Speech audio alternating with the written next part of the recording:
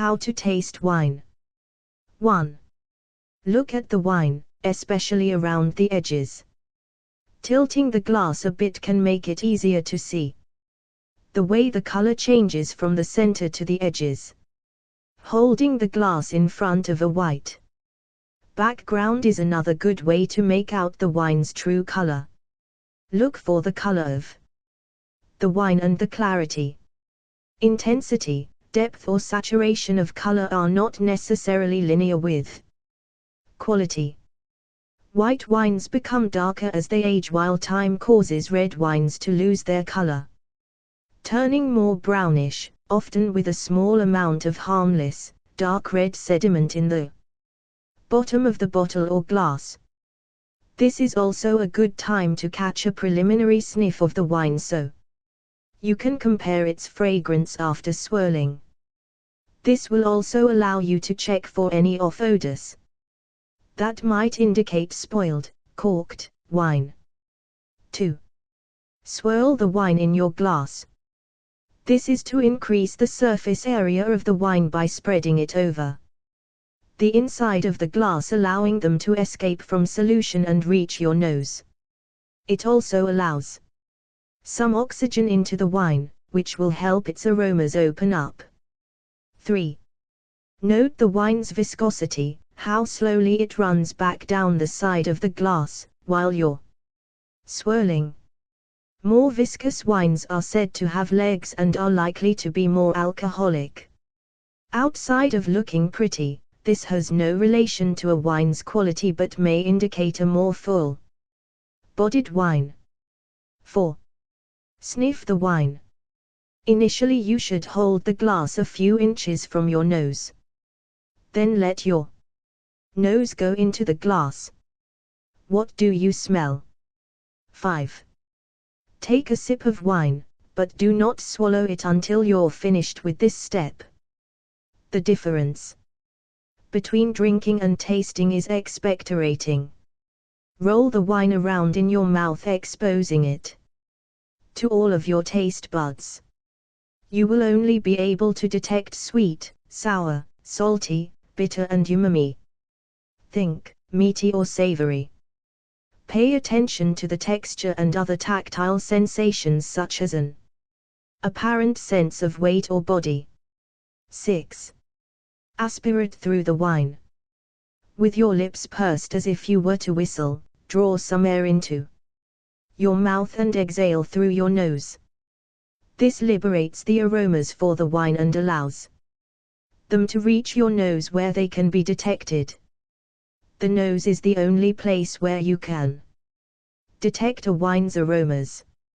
However, the enzymes and other compounds in your mouth and saliva alter some of a wine's aromatic compounds. By aspirating through the wine, you are looking for any new aromas liberated by the wine's interaction with the environment of your mouth. 7.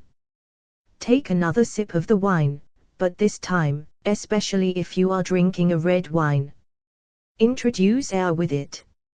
In other words, slurp the wine, without making a loud slurping noise, of course. Note the subtle differences in flavor and texture. The tip of the tongue detects sweetness.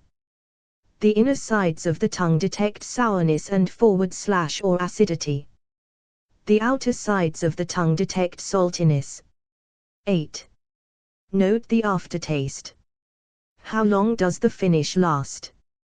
Do you like the taste? 9. Write down what you experienced.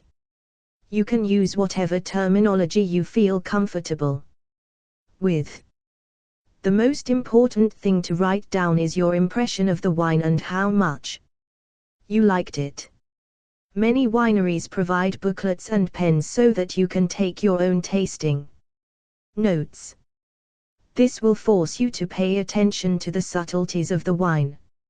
Also, you will have a record of what the wine tastes like so that you can pair it with meals or with your mood. How does it taste? Tasting for sweetness. The first thing you will probably notice is the relative sweetness or dryness of the wine. This is determined by the amount of natural sugar in the wine. Higher sugars in the grapes have the potential to produce higher alcohol. Tasting for acidity. The next sensation you will notice almost immediately is the tartness or acidity of the wine.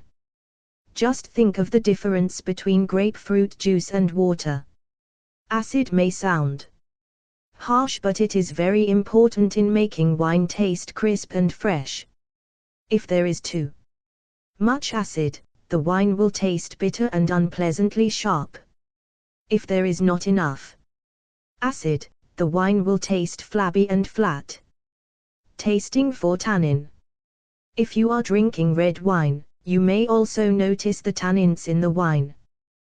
Tannin is a chemical that comes from the stalks, pips and skins of red grapes. It tastes astringent and mouth-drying, and makes your mouth pucker. There are many kinds of tannin.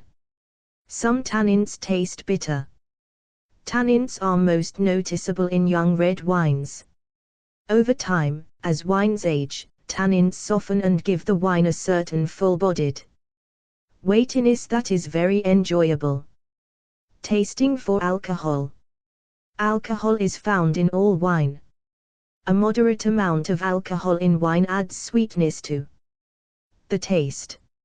If the alcohol is too high and out of balance with the tannin and fruit, then the wine will feel hot in your mouth and difficult to drink. Tasting for aftertaste. This is the sensation that lingers in your mouth just after swallowing a sip of wine.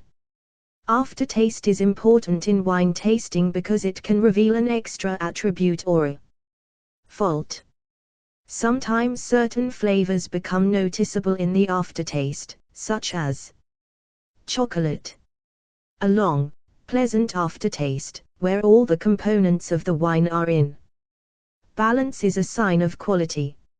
Here are some commonly found tastes for each of the most common varieties. Bear in mind that growing region, harvesting decisions and other production decisions have a great impact on a wine's flavor character. Cabernet, black currant, cherry, other black fruits, green spices. Merlot, plum, red and black fruits, green spices, floral. Zinfandel, black fruits, often jammy, black spices, often called briery. Syrah, aka Shiraz, depending on vineyard location, black fruits, black spices. Especially white and black pepper. Pinot Noir, red fruits, floral, herbs. Chardonnay, cool climate, tropical fruit, citrus fruit in slightly warmer climes, and melon in warm regions. With increasing proportion of malolactic fermentation, Chardonnay loses green apple and takes on creamy notes, apple, pear, peach, apricot. Sauvignon Blanc, grapefruit, white gooseberry, lime, melon. Malolactic fermentation, the natural or artificial introduction of a specific bacteria, will cause white wines to taste creamy or buttery. Aging in oak will cause wines to take on a vanilla or nutty flavor. Other common taste descriptors are minerality, earthiness and asparagus. A shorter, simpler version of the above. 1 Look. Hold the glass at a 45-degree angle over a white tablecloth or napkin and examine the wine's color and intensity. Is it a deep red, a pale gold? Is the color saturated throughout, or does the wine look watery around the rim forward/edges? Does it look viscous or watery? 2 Smell. Place the glass on the table and swirl it vigorously to release the wine's aromas, then bring the glass up to your nose and inhale. What does the smell remind you of? Berries, tobacco, chocolate. It may be helpful to close your eyes at this point to help focus your attention on what you smell.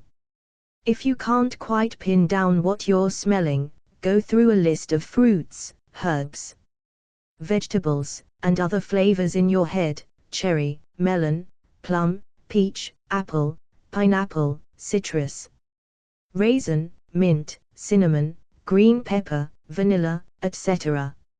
Having these options in your head before you taste may help you identify flavors when you're actually tasting. 3. Sip. Take a sip of wine and swish it around your mouth without swallowing. Try taking in some air to help release the aromas and flavors. Think about what flavors you taste as well as the wine's acidity and sweetness.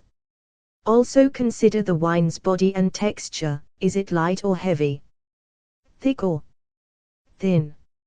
If you're sampling red wine, think about the tannin level. Tannins make for a dry, almost velvety mouthfeel. Again, you may want to close your eyes to focus on what you're tasting. 4. Swallow. Swallow the wine and think about its finish and aftertaste. Does the flavor linger, have a long finish, or disappear quickly? Is the wine one-dimensional or more complex? 5. Evaluate. Do you like this wine? Try to identify exactly what you like or dislike, as that can help you identify wines you'll enjoy in the future. And keep in mind that there are no right or wrong answers. It's all a matter of personal preference.